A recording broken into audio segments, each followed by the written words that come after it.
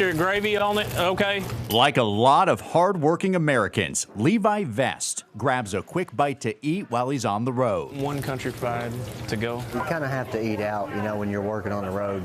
So kind of, if I can eat some home-cooked food, I would rather have that. He says it's important that the workers prepping his meal get a fair tip. It'll ask you if you'd like to add a tip. Takeout, that person has to put the takeout together, you know. So you should definitely tip. I just usually do it a few bucks, up to $5, $10, just depends, you know. Would you like any rolls or cornbread? Pew Research investigated tipping. Turns out 40% of Americans don't like the restaurant suggesting a certain tip, whether it be on a bill or a checkout screen.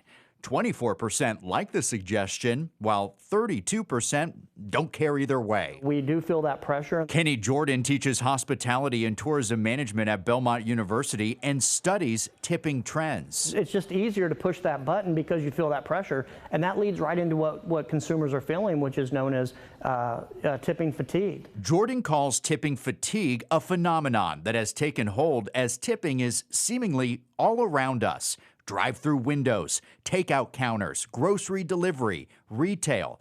Wallet Hub finds 3 out of 4 Americans say tipping is out of control.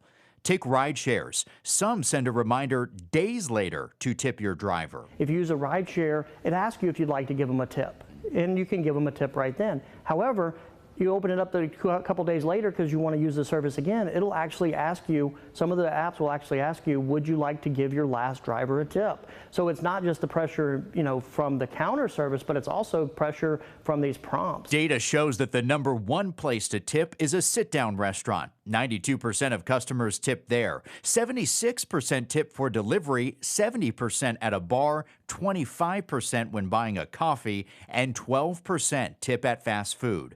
Most agree, 72%, that they are expected to tip more today than 5 years ago.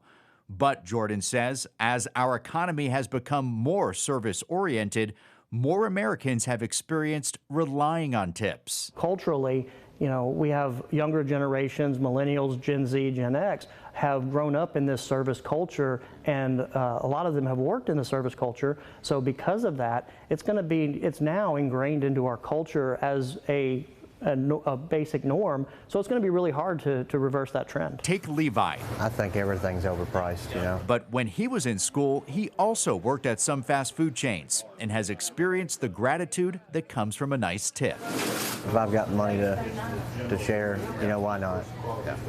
That person's loving their job, doing it the way they should. That means a lot, you know. Thank you, sir. Mark Kelly, News 2.